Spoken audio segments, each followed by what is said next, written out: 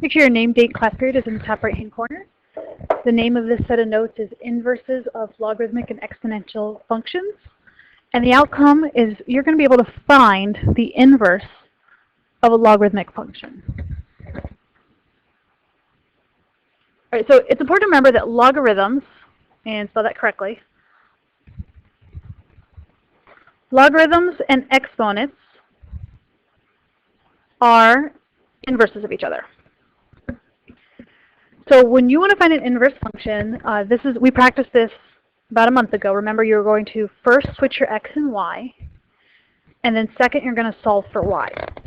Now you're going to have a logarithm or exponent that you need to get rid of. If you're trying to get rid of a logarithm, you're going to do something called exponentiating on both sides. If you're trying to get rid of the exponent, you'll do the inverse. You'll take the logarithm on both sides. And we're going to look at an example of each of those. All right, so for our first example, we have y equals log base 4 of x plus 1. So step one is to switch x and y. So I'll rewrite that as x equals log base 4 of y plus 1. So I want to get rid of everything that's surrounding the y. I want to get rid of the plus 1, and I want to get rid of that log base 4. So to get rid of a logarithm, I'm going to do something called exponentiating. That means I'm going to make everything an exponent. Notice that my base here of this logarithm is 4, so I'm going to make this a base 4. And notice now 4 is on the line, and this stuff is up high in the sky. It's now the exponent. I'm going to do the same thing on the left side. So now what we have, if we simplify, is we have 4 to the x power on the left. So the x rose up into the exponent. That's called exponentiation. And then we have 4 to the log base 4. If you go back to your properties of a logarithm, because an exponent and a logarithm are inverses, those cancel out. So that leaves us with y plus 1. That was the whole point of exponentiating, because 4 to the log base 4 will cancel out. So then we just have one last step to get y by itself. We're going to subtract. So now we have y equals 4 to the x minus 1. Notice that the 4 and the 1 are on the same level, and the x is an exponent up high in the sky. Okay, what if we have an exponential equation? So we have y equals 5, and then the exponent is x plus 2. Step one is to switch x and y. We want to solve for y. It's up in the exponent. So we need to bring it down out of the exponent by getting rid of this base 5. So what we're going to do is we are going to rewrite this equation. What will get rid of the base is a logarithm. I'm just going to copy this. And what I'm going to do, see if I can separate that. What I'm going to do is I'm going to put a lot of space in front of my 5. And in front of my x. Because what I'm going to do is I'm going to take a logarithm on both sides. And in fact, I'm going to do log base 5. I'm choosing base 5 on purpose because it'll cancel out this 5 here.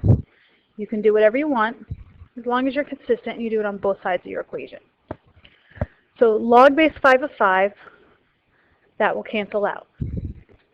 So I now have log base 5 of x equals y plus 2. It takes the exponent and brings it down. So now we just have one step to solve for y. We're going to subtract 2 from both sides. We want to be careful that minus 2 right here is not a part of the logarithm. So just to make it really obvious, I'm going to put it in front of the logarithm. So I have negative 2 plus log base 5 of x equals y. And that's the inverse of the original function. All right, what if I wanted to verify that two functions are inverse? This is the same information we had before. If you're going to verify that f and g are inverses, you're going to compose f of g. And it doesn't matter what order you do. You can do f of g or g of f, but they will both equal x. And in order to verify, you do have to check both. So an example is I'm giving these two functions, y equals 4 to the x minus 3 plus 1, and y equals 3 plus log base 4 of x minus 1, I want to verify that they're inverses. So I'm going to call one of them f. I'm going to call the other one g. So I'm first going to check f of g of x. That means I'm going to take my outside function f, and I'm going to put a blank in the exponent. And in the blank, I'm going to put the entire g function.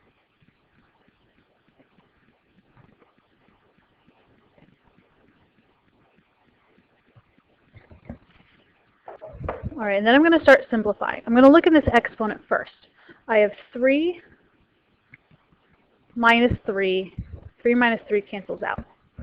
So I have 4, and then in the exponent, log base 4 of x minus 1 plus 1. The 4 and the 1 are on the same level. 4 to the log base 4 cancels out. So I'm left with, now this comes down. So I have x plus 1, excuse me, x minus 1 plus 1 cancels out, equals x. That's good. However, I've only done half my verification. I verified that f of g of x equals x. I want to do the opposite order. So next I'm going to look at g of f of x. And so that means I'm going to write my g function first, which was log base 4 of x, I got to scroll up a little bit, of x minus 1, and there was a plus 3 in front there. I forgot that part. Okay, that's g. And in the input, I'm going to put f. And f is 4 to the x minus 3 plus 1. So that's going in this blank here. Okay, and let's start simplifying. Inside those parentheses, plus 1 minus 1 cancels out. So 3 plus log base 4 of 4 to the x minus 3.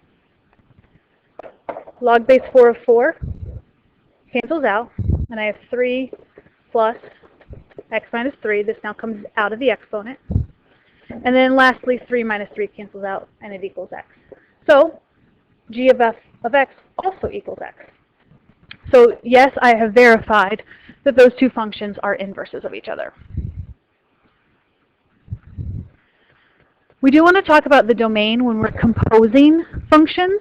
It's important to remember that for a logarithmic function, the domain is from 0 to infinity, unless there's a shift right or left. That's that vertical asymptote that we were looking at when we were graphing. So let's suppose we'll do one composition in our notes. Let's suppose that I want to compose f of g of x, and I want to know the domain of the composition. So my outside function is log base 3 of x minus 2, and x is this fraction 4 over x minus 3. I should simplify this as much as possible. If I want to subtract 2, I've got to make it have the same denominator. So that's really 4 over x minus 3 minus, got to multiply everything in the numerator by 2.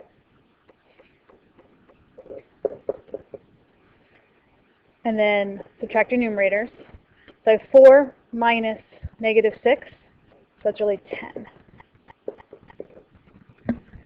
So I have 10 minus 2x over x minus 3 inside the logarithm, base 3. That is the composition. Okay, so now what is the domain of that composition? This is where your bubbles come into play. So your inside function is g. And then once you have your outputs of g, this bubble is called g of x. I'll label it inside, that might help. Then we're going to take those values and put them through the f function, and we have some outputs there that are called f of g of x. So let's look at our domain restrictions for g. G is this function 4 divided by x minus 3. That's a rational function. My denominator is x minus 3. I can't divide by 0, So I can't have a positive 3 going in for x.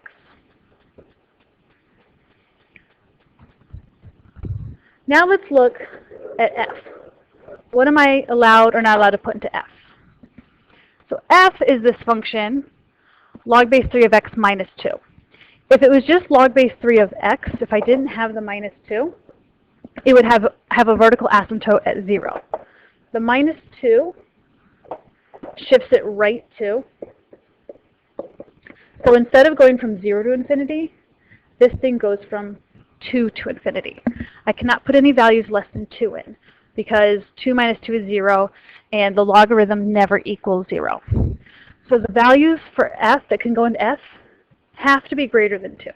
All right, so we have a restriction here, and it says that g of x must output values that are greater than 2 in order for them to go into f. So we're going to solve for the x values. G of x is 4 over x minus 3. When is that greater than 2? I'm going to multiply both sides by the denominator. That'll cancel it out. I'm distributing. I'm going to add 6 to both sides. So I have 10 is greater than 2x. And lastly, divide by 2. 5 is greater than x, or I could flip that around and say x has to be less than 5. So I have to choose x values that are less than 5. I'm going to take this information, I'm going to put it in this bubble here. X has to be less than 5, in addition to not equaling 3. So this is the domain of the composition. It has to be everything less than 5, can't equal 3. If you need a number line, 5 is not allowed in, so open circle. Everything less than it except skipped over 3. So the intervals are from negative infinity to 3, and then from 3 to 5. And that is the domain of f of g of x. That's it for our notes, so go ahead and draw your line for your summary and bring your notes into class.